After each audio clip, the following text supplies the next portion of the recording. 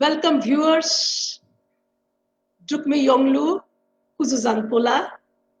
Asian Literary Society is celebrating CARAVAN Bhutan, promoting the rich heritage of Drukgyal, the land of the Thunder Dragon.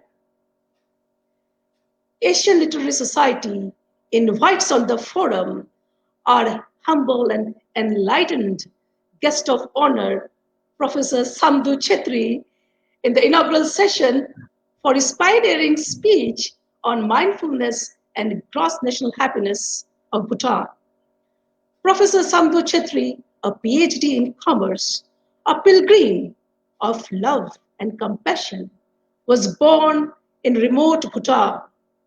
After working for 25 years in private and development sectors and, and 5 years in the first democratically elected Prime Minister's office as head of good governance, he instituted the Gross National Happiness Center as one of its founding members and headed it for 5 years. In his 35 years of life's working journey, he has been teaching, consulting, and speaking at various international and national occasions on various topics, including in the House of Commons in the British Parliament, senators of Philippines, among others, and dozens of universities and colleges in the world, including India. He has many interviews with all kinds of media and wrote 3 books with several contributions to many books. Since December 2017, he is employed by IIT Kharagpur, India, and his mindful journey continues. Professor Saamdu Chetri says, who is a champion of Bhutan's gross national happiness, says that happiness is in knowing the mindful soul. He says, mindfulness is in being present with right thoughts, understanding, intentions, efforts, and actions. I, on the behalf of the founder of Asian Literary Society and the ambassadors and the administrators of Asian Literary Society, heartily welcome our esteemed guest of honor, Professor Saamdu Chetri, on the forum for his speech on mindfulness and gross national happiness. Welcome, sir. Welcome. Thank you so much. Thank you so much. I feel very humbled with the kind of introduction you brought. Actually, you forgot to tell that I was born in a cowshed, or you didn't want to tell that. But the truth is that I was born in a cowshed. So, audience, my humble good morning, good afternoon, good evening, wherever, which part of the world you live. I would want all of you to sit comfortably in your chairs, wherever, even if you are sitting on your floor. Please put your hands with palms upwards on your thighs. Close your eyes or droop them down completely. Touch your tongue in the upper palate and close your lips. The teeth should not be biting. Your lower back should be slightly erect without any stress or any problem. If you can get into that posture in the 3 calls of the bell, I would be appreciative. We'll just take a short 2 minutes of mindfulness exercise. And let me just try and share my screen so that you see what I'm talking about.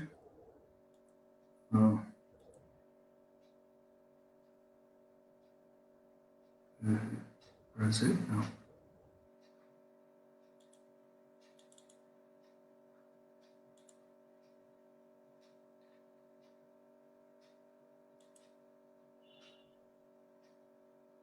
Okay, is my screen visible? Yes. I just call the bell. Please get to the position that I've just said so, or you can see on the screen and decide.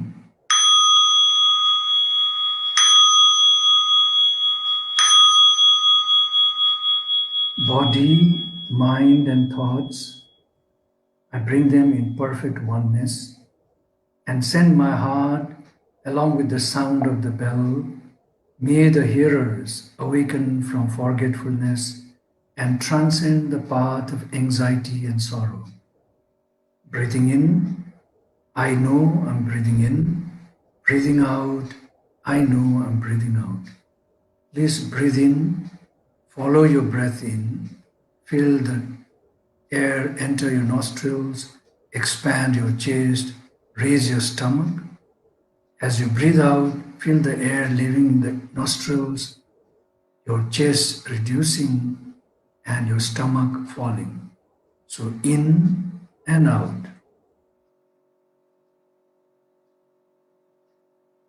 As you breathe in and out, your breath is becoming deeper and slower.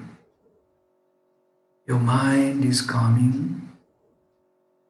Your body is relaxing. And you begin to feel tremendous amount of energy enter through the open palms facing upwards from the center of your palms into your body, nourishing every cell in your body.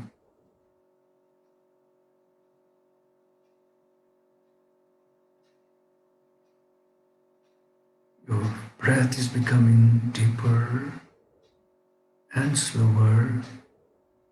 You have more calming effect in your mind, very peaceful, blissful feeling.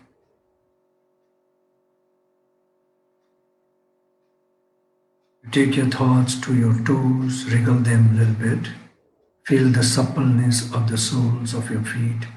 Raise your toes upwards and feel the ankle move, the heels rest. Feel the calf muscle, knees, and the thighs. Be grateful to them that they have let you walk to the places of love, desire, and need. Since you began to walk on them, they help you play, run, climb, drive, cycle, many other things. Let's be grateful to our two legs. Shift your thoughts to your lower back and ask the back to be kind as the beginning of our existence. Take your thoughts to your internal part, the stomach, livers, lungs, kidneys, pancreas, bile, and so forth, for the metabolism that they help us in digestion, in cleansing, clearing, in detoxifying our systems. Take your thoughts to your shoulders, relax them completely, and be grateful to them for the kind of posture you have with them. Take your thoughts to your hands. Again, feel the tremendous amount of energy percolating from the center of your palms into you, covering every inch of your body. Thank these two limbs, hands of ours, for helping me caress, give, take, write, play, drive, hug, shake hands, and many other things. Let's imagine if some of these parts were missing, how our life would have impacted. So grateful for these parts of ours. Take my thoughts to my neck, slightly move it to find a relaxing position. I take my thought to my mouth, move the tongue inside and rest it. I take my thoughts to my face and thank the senses, sight, smell, hearing, tasting, and feeling. Now I take my thoughts to my head, request the left brain, the cognitive brain, right brain, the emotional brain, to collaborate always, to give me a neural path that I can lead my life with the vision that I have. I'm grateful for my brains and ask them to be peaceful and calm for me. Finally, I take my thoughts to my heart and ask the heart to be always there in kindness, in compassion, in love. It is one mission that makes me a perfect human being. I'm grateful to my heart.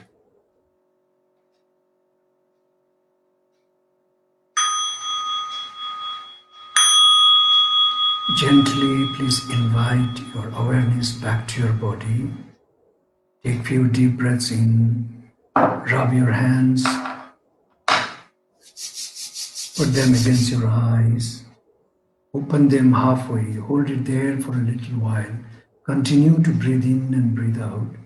And when you're ready, please open your eyes completely, filled with love and compassion.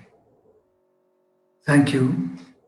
So let's take our journey of today, which is a very large, um, actually, discussion, but I'll try to manage it within the time that's given to me.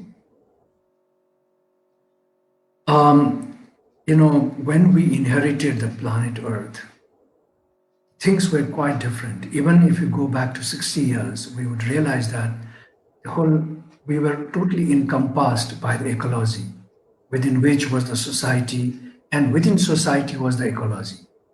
Unfortunately, after the evolution of the industries and other sectors, the encompassing has become the economy, within which remains the society, and place of ecology economy has been taken by the ecology, very small. And if you see, Bhutan is 72% totally forested, standing trees. We are 80% green, which means we have meadows in alpine zone with shrubs. So that makes our country 80% green. And Bhutan has in the constitution mandated that at all time in life of Bhutan, 60% should always be forest. And you might wonder why Bhutan is, everyone calls it a happy nation, simply because Bhutanese have not forgotten their culture, which is in abundance, that we live with, all the kind of etiquette and the culture, the tradition that we follow, and we have abundance of nature to be to bring effects onto our own genesis, in our own nurturing of our own self. These two things actually make Bhutan a happy nation. I'm happy that India has embarked on a journey saying that within 2030 they would cover 30% of its land. That's going to change marvelously the happiness of India as well. Let me continue my journey. So, because of this fact, the greed has taken us up. So we have discontentment. And Bhutan tries to make everybody understand that we need to be content. It is the opposite of discontentment. I'm not talking about not reaching your goals. When you say content, you're happy with whatever you have. That is material thing. I'm not talking about your aim, your goals, your aspiration. When I say that Bhutan is a content country, I'm talking more in terms of opposite of discontentment, where we try to do away with our greed, with excessive desires, with pride, with anger, with hatred, this kind of negativities we try to do away. And if you realize that according to World Bank, because of our greed, we have already crossed our ecological footprint. We are consuming 1.7 times the biocapacity of our Earth planet. In a very crude example, I could say that we are asking a mother to give 1.7 births in 1 year. And my question is, can a mother do that? And of course, the answer comes no. But I said, with the technology and science that we have today, maybe it is possible. But the second question that I ask is it sustainable? Then, of course, the answer is no. So we have done so much harm to our planet Earth, and today, with the amount of carbon emission due to the fact that we are very much, using 80% of our arable land for feed and fodder production, for dairy and meat industry, and 11% of carbon emission to the atmosphere is from this. If we all calm down not to eat meat and dairy products, we would immediately drop the entire carbon emission by 11% of the total thus far. Now, saying that, there has been enough research to prove that we don't need meat and we don't need dairy products. That's a topic by itself. I'll not enter into it. If you're interested, you can Google aging. There's a big research done by Dr. Campbell and also by the School of Medical, the Medical School of Sciences in in San Francisco, the university there, the California University. So you could see there has been over millions of research, like 80 million research was just done in China to see this, to prove that both dairy and meat products are not great for our life and living. Now, if we live life as it is, not changing our pattern of living, we will need 3 planets by 2050, according to World Bank's calculations.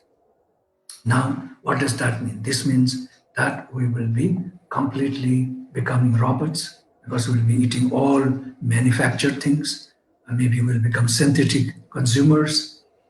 So we have a chance, an opportunity to completely come down to a break-even point with our ecological footprints, and that is when we become mindful human beings. So you see, the carbon emission that's done is very high. Although Australia per capita is 15 tons, but India has. Well, Australia doesn't contribute to the global carbon emissions, but look, India does at 7%. It's mainly due to the size of the population. China has 30%, EU 9%, Japan, a little country, has 4%, US 15%. So if you combine the carbon emission due to factories, industries, unsustainable energy uses, and plus the dairy and meat production, which actually dairy and meat production uses a large quantity of our land, which we could actually convert into growing organic food. Takes about 76% of our total carbon emission to the planet Earth. And if we are mindful human beings, we will calm down ourselves and we'll be back with richness, with the glory that we all human beings can live with.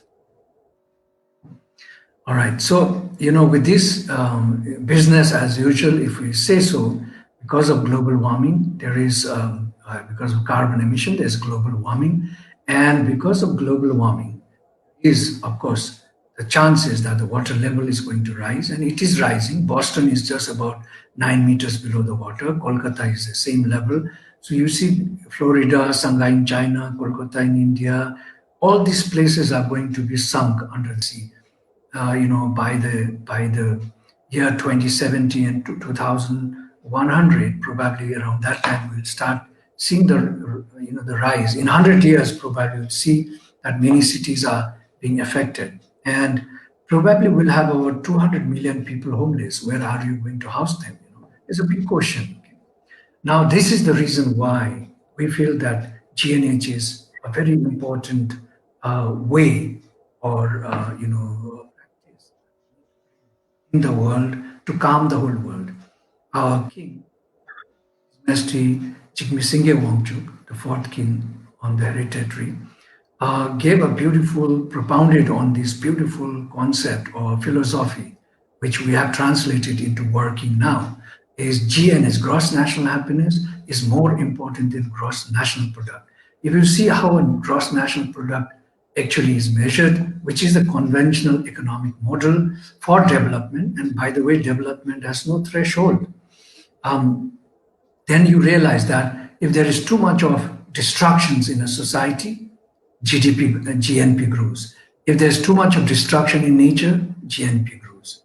To give you some example, like if all the youth in India become drug addicts or alcoholic or smokers, the GDP will increase simply because there is transaction of money. They get sick, they'll have to buy medication, they have to run behind a doctor, and so forth and so forth. So there's so much of transaction of money. And by the way, pre-pandemic, India sold 15,000 crore worth of alcohol every month, and that adds to the growth of GDP. So even prostitution adds to the growth of GDP. So is this really the reflection of our society? If it is not, then we need to change our way of measure of our economy. So we believe that we, in the present scenario of or the conventional model of economy makes us very great, very shrewd, very competitive. All the bad things tend to happen, and we become an egocentric person instead of becoming ecocentric person. So if you see the map here, which is done by Presensing Institute, one of the Boston MIT professor, Otto Schammer, it's a beautiful drawing that I really love. On the left, you'll see GDP world, a destruction world. But if we go by the principle of GNH, we'll have a beautiful world for ourselves. And therefore, our king, present king, the son of the fourth king, His Majesty Jigme Sengye Wangchuk, the present king is Jigme Gesar Namgye Wangchuk. He gave a very beautiful significance to GNH, and he said that GNH is development with values, and he has attached values to kindness, equity, and humanity. What more can we talk about development? If we go by these values of kindness, equity, and humanity, then development of any kind is acceptable. We don't need to have a threshold of what kind of development. The fact that Bhutan rests, on the five premises, the whole concept of GNH rests on these five premises. They are holistic. We try to see what is the complete need of a person. So we recognize all aspects of need of a person, whether it's spiritual, material, social, emotional, or physical. And we also say that the 9 domains of GNH, which I'll show you in the next slide, must be balanced in every individual. So we know that if an individual has more than 50% of the conditions in the 9 domains, then the person enters into the bracket of happiness. But if you might want to ask that person, are you happy? And he might say, no, I'm not. And a person who we rate unhappy, if you ask him or her, she or he might say, I'm happy. So happiness is actually an individual choice. Okay? Happiness is inward, not outward. But what Bhutan is trying to say, there are basic needs for every human being. Of course, if you are hungry, you have no food to eat for 3 days. Can I ask you that you're happy? Obviously, no. So what we are trying to do is bring these 9 domains up for a balance so that a person can practice, pursue, which is a wrong word, but can practice his own skills for happiness. And we do not view happiness as an individual phenomenon. We view happiness as a collective phenomenon. We also say that what we enjoy today must as well be enough for our generations after generations to come. So we look into the sustainability fact. We also try to bring equity in A and B places for similar places, people. So, trying to bring equity in wealth and formation so that the gap, the Gini coefficient gap, which is measures between the gap between the rich and the poor, is as minimal as possible. So give you an example, Bhutan 40 years ago did the first Gini coefficient measurement, and we found we were already at 30% gap. Then when this was realized, what did the kings do? They worked so hard to bring the lower, you can't hold on the rich people, right? But then they worked so hard with this concept of GNS to bring the lower masses up so that the gap would remain the same, if not be breached closer. And I'm so proud to tell you that when the democratic government took over in 2008, the gap was still 30 point, instead of 30 point, 5, it had become 30.6. So 0.1% had only increased. And this is all to do with our great kings in the country. So the basis of GNH, in fact, in 1616, Bhutan was unified by Shabdrung Namgyal. And he, in 1629, after a few years of bringing Bhutan together, he gave a legal code to Bhutan. It was very verbal. If government cannot create happiness for the people, there is no purpose for government to exist. Now, this verbal legal code was written down only after 100 years in 1729 by someone who represented him to rule the kingdom, because Sabdrung was going to be reborn. So you could not replace the throne like in Ramayana. Bharata goes to get the, the khada, the chappals of Ram, and puts them on the throne and rules on his behalf. So until to 1907, when the Bhutanese unanimously agreed that the Wangchuk dynasty should become the rulers and continue with their hereditary kings. Until then, it was always representative of the Shabdrung. So the fourth king, gave this beautiful, the profound vision for our kingdom was in Mumbai in 1979 when he was passing between Havana and Bhutan. A journalist asked him, "What is your GDP up in the Himalayas, a small country?" And that was the time he propounded, which he already had brought in Bhutan in 1972 as a 16-year-old young prince, king rather. He had to become king at the age of 16 because his father expired early. He already had brought this concept in Bhutan, but this was the first time that was propounded outside of Bhutan. That was in 1979. And then, of course, His Majesty Jigme Gyaltsen Namgyal Wangchuk, the present king, very beautifully gave significance to GNH by saying its development with values, like I said, and connected values with humanity, with kindness, and with equity. So our entire process of development measures and development paradigm, the way of strategy, plans, and everything work towards this concept. And in 2008, when Bhutan became the constitutional monarchy kingdom, the constitution has a mandate, and the mandate reads that the state shall strive to promote the conditions, those conditions that will enable the pursuit of gross national happiness. So all this makes us really, gives us a focus where we want to orient our sheep towards for the future. So if you see, Bhutan has 9 domains. We have 4 pillars in the first place. This is where it started with 4 pillars. The first pillar is sustainable and equitable socio-economic development. This has 3 domains, which are in the white circles, small circles that you can see.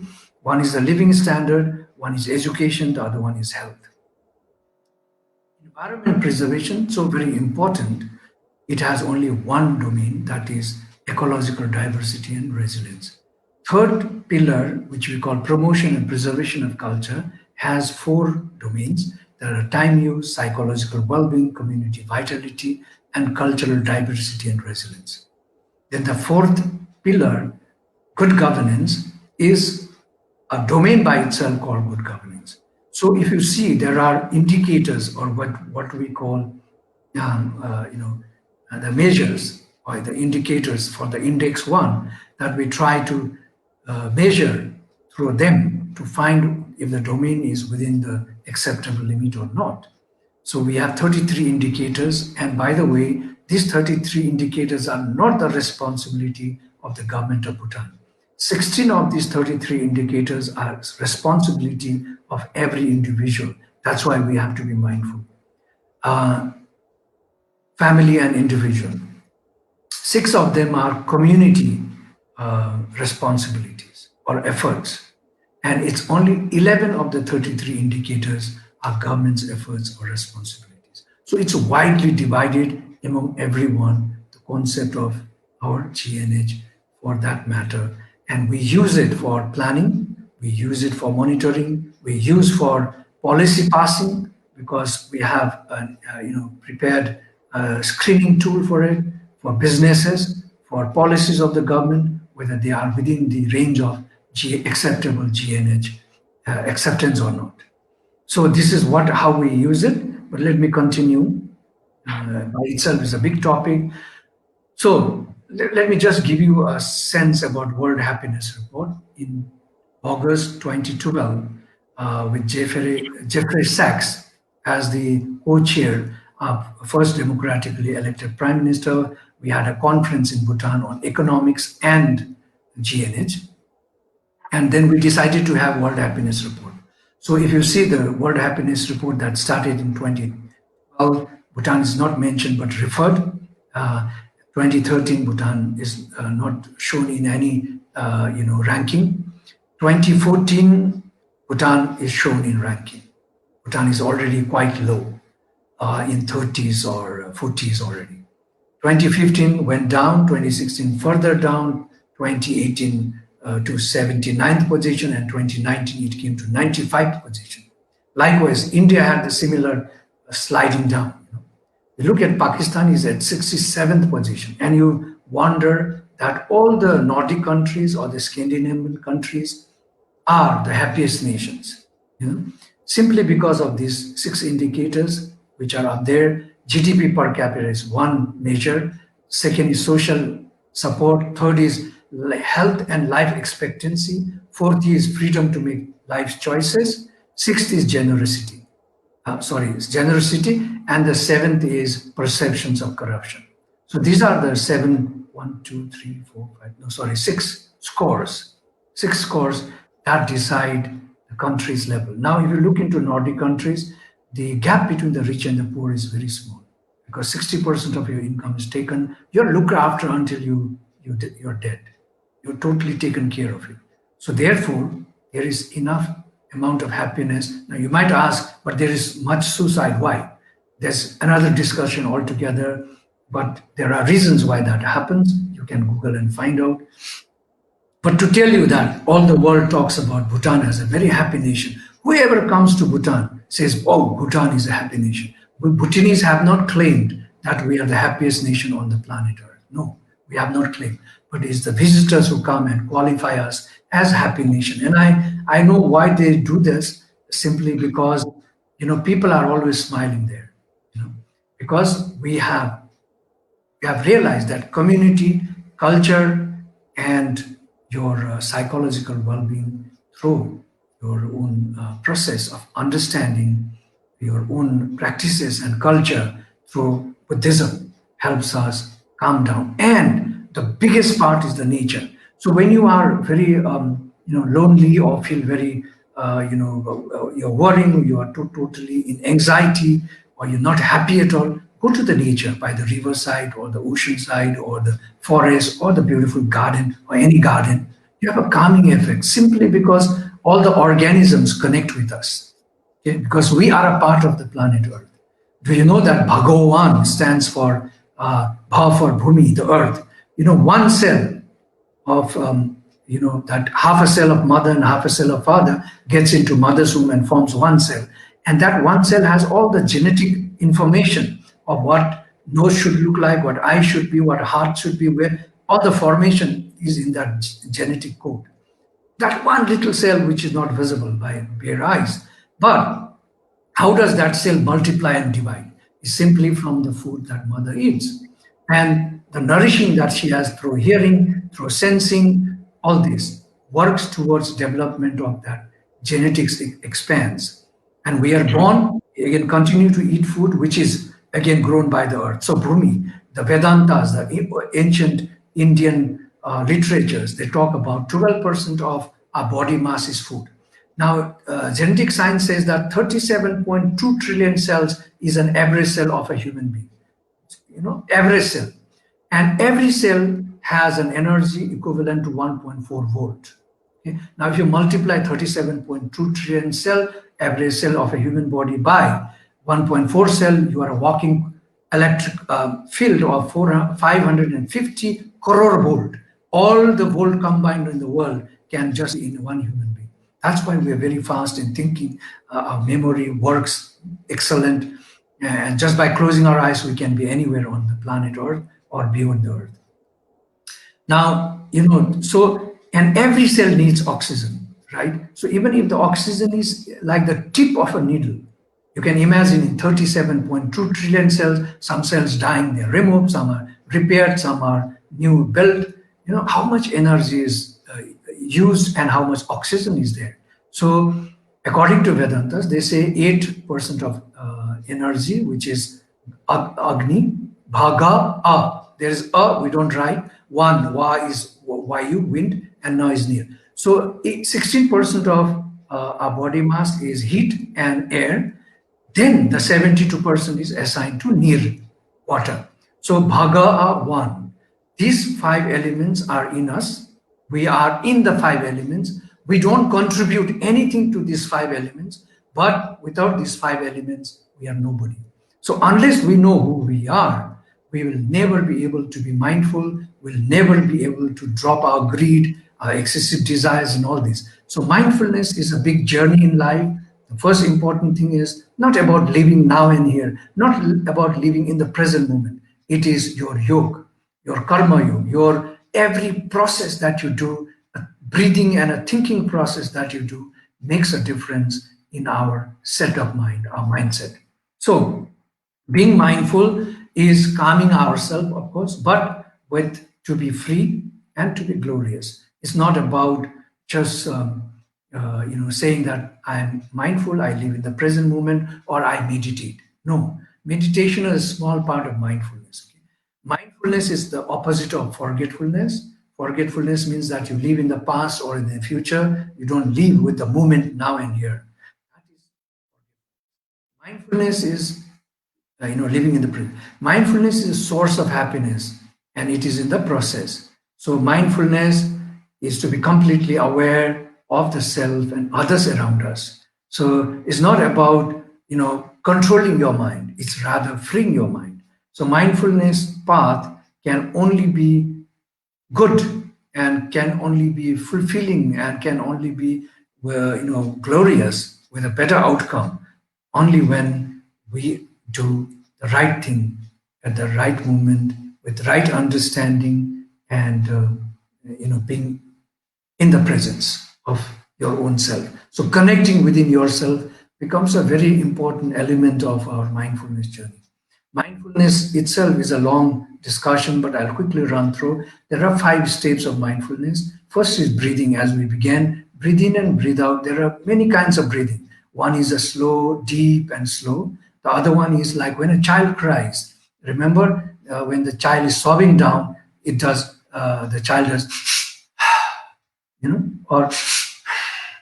or we older people, when we cry and want to hide, quickly we do. This is breathing, but don't do from the mouth. Do like a child from your nose. This is mindful breathing. It will calm you, bring you, immediately you will be calmed.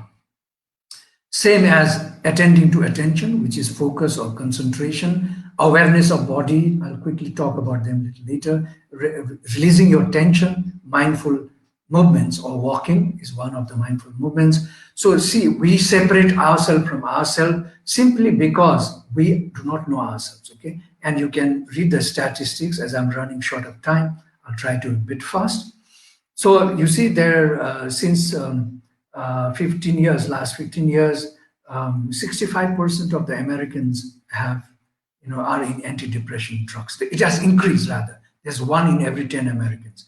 20 million populations divorce. It's social distress, social problem. We don't listen to one another. We talk from our reference because we take for granted about my wife or husband. I know them too well. One word I translate into many words and fire back or say something. We have no patience to completely listen what is going to come, and we have a lot of problems. And that way, one big area of divorce is this. So social distress. 35 million worldwide suffer from disorders due to drug, and only one gets cured or treated. You can imagine the problem that we face. 13% of the world population is mentally sick, and this mental sickness largely is not about dementia, about Alzheimer and other things. Is more to do with our emotional disbalances.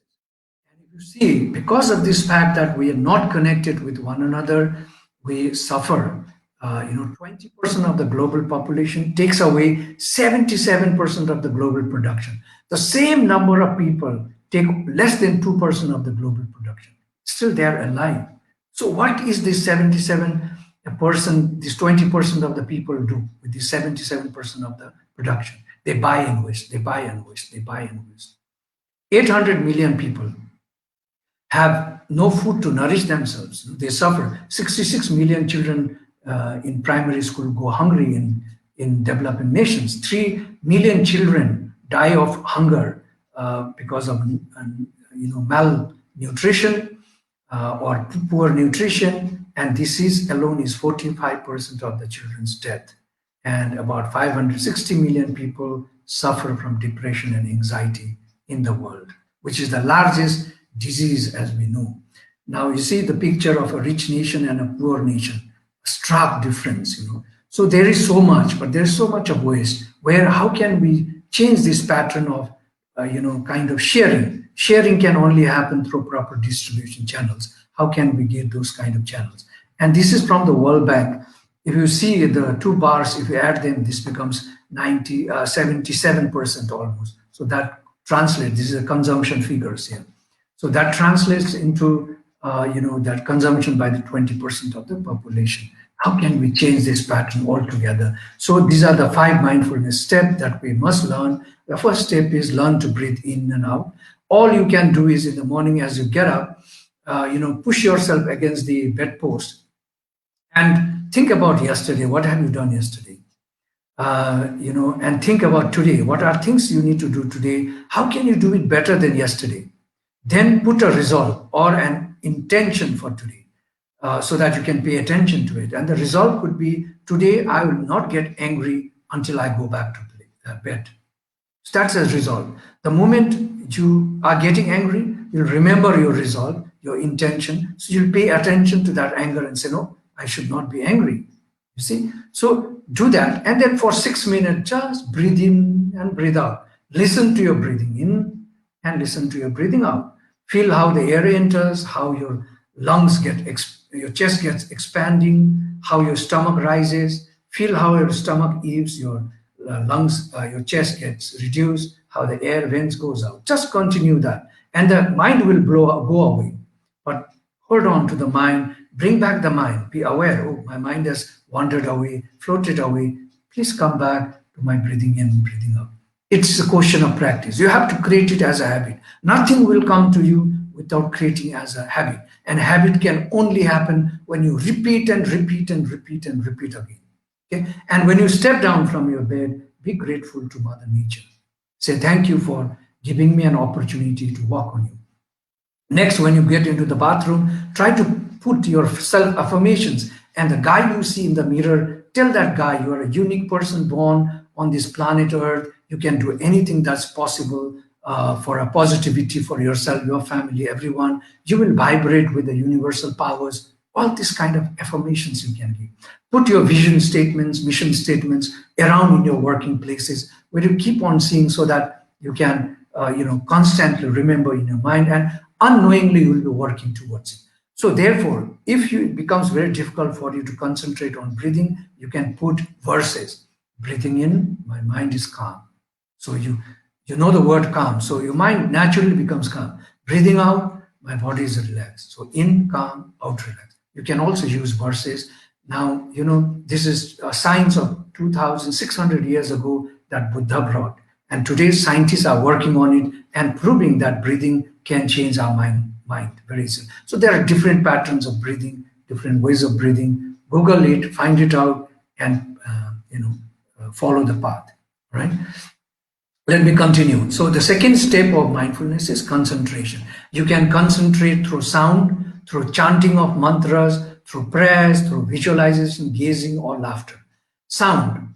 This Om. Om is a central word of A, O, and Hm. Okay. When you take a deep breath in and say Ah until your breath is over, you are activating all the nodes below your navel, your private area in your bottom. When you again take a deep breath in and say Oh, just Oh, you're activating neck to your heart part. And when you take a deep breath in and say you're activating your brains and your sasra or the crown. So this word, and when you are making the sound of these words, your mind should think the lower part from the navel, and your ears should be listening to the sound. In the same way, when you say O, your mind should be focused in the area here, chest and the throat, and you should be listening to your to the sound you make. And then when you say your mind should be focused on your head part, on your crown, and you should be listening to the sound. So this is how you can concentrate. You can listen to music. That's another way. You can pray, but you should know the meaning of prayer, your own prayers. Often we pray with we don't know the meaning. Visualization, you can look into a candle, close your eyes, 30 seconds, concentrate on it, close your eyes and try and visualize the candle as you saw with an open eyes. Or it could be a flower or something very beautiful thing. If your visualization starts to distort away, open your eyes again, look at it, fix your eyes, concentrate, close your eyes in 30 seconds, again visualize. Gazing is that's how you can do. And gazing is that's how you can do. Visualization is something that you can take onto the wings of your imagination on a positive journey. You can rise up in the sky, fly in the sky, get in a big lake where there's a huge lotus growing out of it. You land slowly on the lotus, sit there as a great meditator, or then you see in the far distance in the horizon, colorful, western, when the sun is setting, colors of the sky. You see a formation of your likes or dislike. The oneness that you always pray for or you have in your heart, and that opens his eyes with love and calmness and compassion, and then blesses you that you're fulfilled. Get out of that and come back from where you began. That's visualization. Laughter is another science that when you laugh, you listen to your sound, and also your mind is in your laughter. So you also concentrate, and this has a lot of effects in our body. The third step is releasing the tension, and this is very simple. Maybe you're stuck in you're in a hurry. Suddenly there's a red light on a street, and you say, "Oh, if I was 1 second earlier, I could have crossed it. Oh, now I'll be late." Instead of that, that moment is a gift of the God. Why don't you just take a deep breath in and connect with the parts of your body like we started with this mindfulness? Just feel your body, take few deep breaths in and out. And if the tension is too much, then you can take very deep breaths, nose in, mouth out at once. You 3 breaths, you'll relax immediately. There's no other way about it. You see, so breathing has a great effect on our body. The fourth kind of mindfulness is you can sleep, you can feel the touch of your body and start asking every part of your body to calm, to relax, and try to find the attributes of each part and give that attribute and say thank you, thank you, thank you. And every time you cross an attribute, you just say, if you are going into the bed, you say, my eyes are getting heavy, I'm falling asleep. Go to the next part, say, thank you, ankles, for moving so often and helping me move with ease. I'm grateful to you. Please relax and please be soft. And then you say, my eyes are getting heavier. I'm falling asleep. Come to the calf muscle, do the same. So part by part, you continue, thank the whole leg, say thank you. Please calm down and relax. My eyes are getting heavier. I'm falling asleep. I promise you, the quality of the sleep will be so good. When you wake up, it will be wonderful. And during the day, sitting on the chair, you can do the same thing. You can visit the parts of your body and relax. Every 2 hours, I would say, get up out of your chair, make a movement around, and sit down and do 3 minutes of mindful breathing in and out. I promise you, you'll become fresh like the morning. You'll work hard. Although it might look slow, you'll do much more work than any other times. And the fifth step is mindful movement. Here I have an example out of the movement of walking mindfulness journey, where you can just don't walk for the sake of walking. It's not only the exercise that you want to walk, but feel every feet that you place on the ground as if you're kissing Mother Earth. You must sense around, you must smell, you must listen to the singing of the birds and chirping of the birds as you walk. You need to be observant, but not think about the past or the future. You have to be present with things around you. This is a mindful moment. This is a mindful journey that we often learn to take. And if you did that journey, I promise you, the calming effect is so great. Try to make a tree as your partner, friend. Go and hug that tree every day. Go around that tree 30 times, 50 times. I promise you, a lot of ailment, diseases that you have will also slowly start to disappear. And you can read the science behind it by Googling. Now, connecting with the now, again, let me continue to talk about mindfulness. How do you do this? Look at this lady walking. All her mind is packed with things at home, her office, her future, everything. So her mind is full, filled with forgetfulness, with the past and the future. Okay? Now that is forgetfulness. Look at this dog. They're walking side by side. Dog sees everything around, the trees, the beautiful sun there. This is mindfulness. When you're washing a pot, if all your concentration is in washing, how the soap is flowing, how the water is flowing, how your hand is moving, then you are mindful.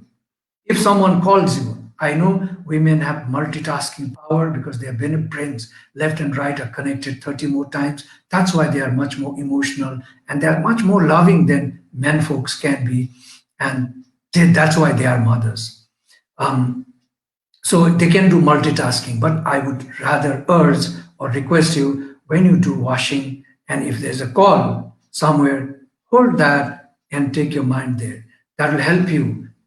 Not that your connection will reduce, the connection will continue to remain, but you'll become even more powerful on this planet Earth. And I have high appreciation for all mothers on this planet Earth, rather for all girls and women on this planet. Without them, we can't think this planet. Human beings can exist. Anyway, so the final thing, one or two final things I would like to share is this. You can take it as a picture shot, put it on your table whenever you are eating food. Try to nourish yourself with these prayers in your mind. And then you are being grateful, you're connecting to with Mother Earth, you're connecting with our existence, and you are becoming great. We take it for granted. The food comes on our table, gulp, gulp, gulp, we just talk and finish it. No, that's wrong. We need to be grateful to the earth, the sun, the rain, the water, the farmer who worked so hard, sold to the market, somebody bought, at home, somebody cooked and brought that food. We have to be grateful to everyone. And then only we can nourish ourselves. So please, I adopted this mindful prayer for food from the Plum Village, where I have the teacher, Zen Buddhist master, Thich Nhat Hanh. For me, he's the greatest guy. Now, the final slide that I have is Mindfulness House of Happiness. I feel love is the ultimate thing that starts getting into the higher periphery of our existence. So love for me is to live on values every day. And on it we have relationship, which Harvard with 75 years of studies has proven if there's a deep and meaningful relationship that on this indicator towards happiness. Integrity, really trying to live with your promises, live with what you say, do it, what you do, you say. So, don't just wait for somebody to instruct you, rather be instructed yourself. And if you have a plan, fulfill it. Don't just let it go and don't say, I'll do it tomorrow. Be integrated. Compassion is better than empathy because empathy, you feel the sufferings and you also suffer. In compassion, you feel the sufferings and you do not take the whole feeling, but you try to help others. Humanity is to share and care. This is what I know that Bhutan is very prominent with and is still, and I wish this will continue in Bhutan. Now, if you have love as the foundation of the house, the four pillars, you'll automatically arise trust and belonging becomes a part of yourself. This the the vibration scale that I took from a TED talk. This is from quantum physics. They say when you're 500 in the hertz vibration, you enter the level of love. Then only you can love somebody. Unconditional love. When you are 540, you are enter into joy. When you're 600, you enter into peace. And when you're 700 plus, you are enlightenment. At the lowest is shame, guilt, apathy, grief, fear. See, so there's always good to start with willingness, acceptance, reasoning, love, and so forth, my friends. And this you can only be when you are mindful, right? So, why do we need to be mindful? Big research around this, but I just have concluded in few points. Buddha, 2,600 years said that if you're mindful, you'll heal yourself, you'll heal your heart, your wounds, everything will heal for us.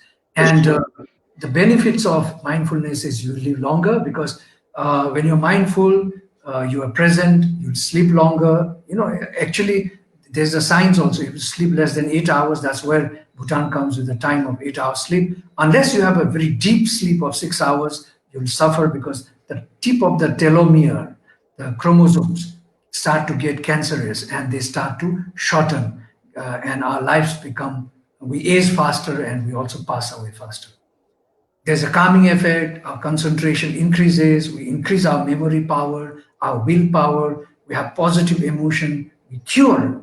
You know, there is a research done in Boston, and I don't want to go into the story, but you know, a person could cure her tumor from the brain just becoming mindful. So it is possible.